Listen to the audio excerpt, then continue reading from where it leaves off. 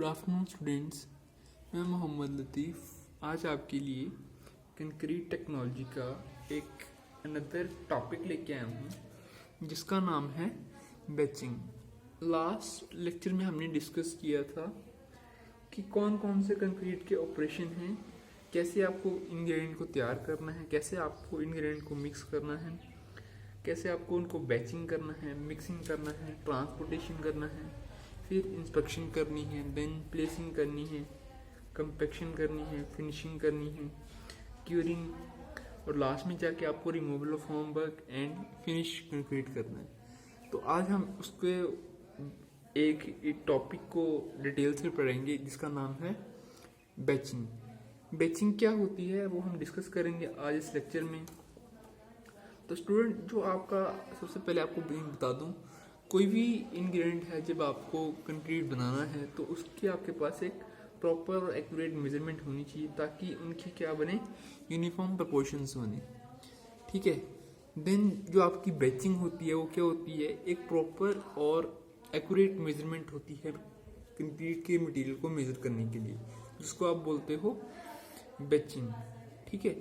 जो आपकी मेजरमेंट होती है मटेरियल की वो एसेंशियल क्यों होती है, ताकि आपके जो प्रोपोर्शंस हो और एग्रीगेट हो उनमें क्या हो, यूनिफॉर्मिटी हो और aggregate grading in the successive batches.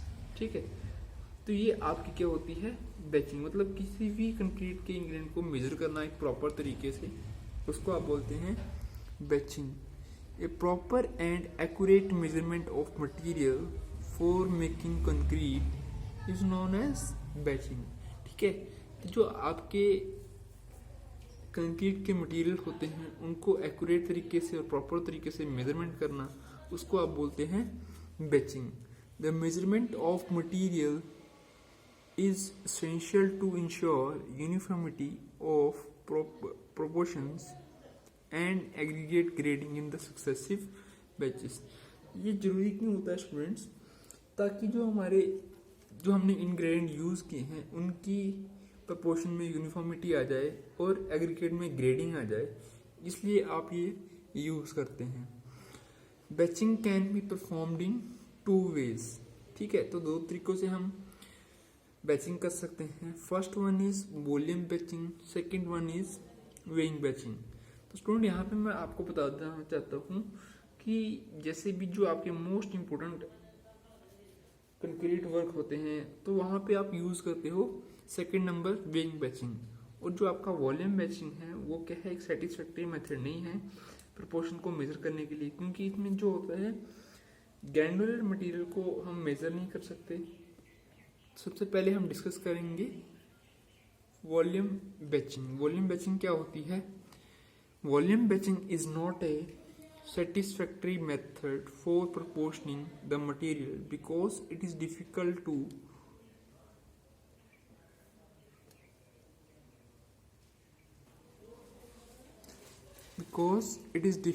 to measure granular material in terms of volume। ठीक है।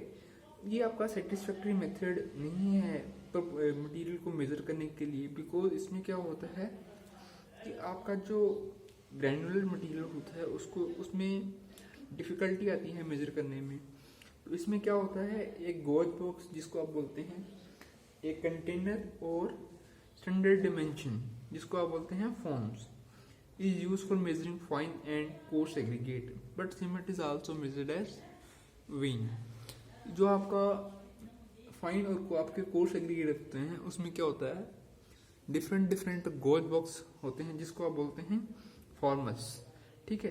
तो उसको मेजर करने के लिए हम यूज करते हैं। और जो आपका सीमेंट होता है वो हमेशा क्या होता है, वो वेइंग बैचिंग के थ्रू ही मेजर किया जाता है।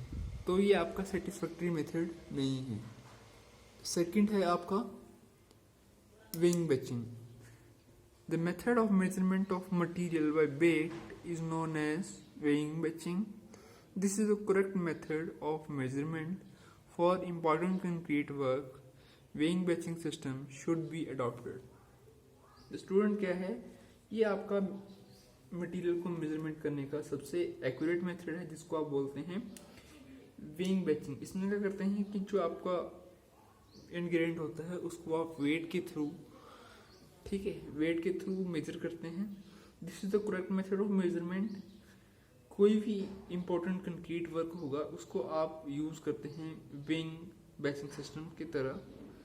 Use of weighing batching system in batching result in accuracy, simplicity and flexibility for measurement of aggregate. ठीक है, तो ये आपका करेक्ट मेथड है किसी भी मटेरियल को मेजर करने का। नेक्स्ट जो टॉपिक है हमारा वो है बैचिंग ऑफ सीमेंट। सीमेंट को कैसे बैच करना है आपको, तो स्टूडेंट मैं आपको बताना चाहूँगा cement is used as a binding material in the mix. It is very fine in nature, it is always measure by its volume. हमेशा इसको आप वॉल्यूम के थ्रू ही मेजर कर सकते हैं। ये आपका हमेशा फाइन में आता है ना कि कोर्स में आता है, क्योंकि इसका जो साइज होता है वो बहुत ही कम होता है। और सीमेंट आप यूज़ करते हैं किसी भी मिक्स में as a binding material. Generally for each batch mix 1 bag of cement is used. ठीक है, हमेशा हम ईच बैग मिक्स के लिए 1 बैग ऑफ सीमेंट यूज़ करते हैं। और जो एक बैग ऑफ सीमेंट होता है वो आपका 50 kg होता है। The volume of 1 bag of cement is taken as 35 litre. Gauge boxes are used for measuring the fine and coarse aggregate by its volume।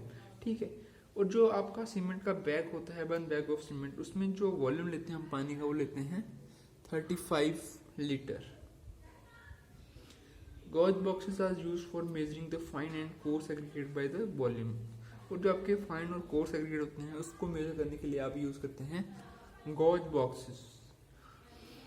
The volume of the box is made equal to the volume of 1 bag of cement means 35 liter or multiply thereof।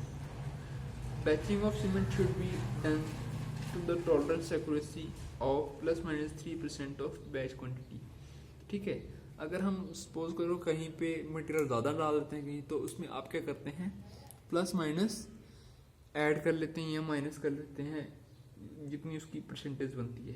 तो student ये आपका था batching, जिसमें आपने पढ़ा कि कैसे आपको बैचिंग करनी है, कौन कौन से तरीके हैं, कैसे आपको मेजर करनी है fine aggregate and coarse aggregate, कैसे आपको सीमेंट को मेजर करना है।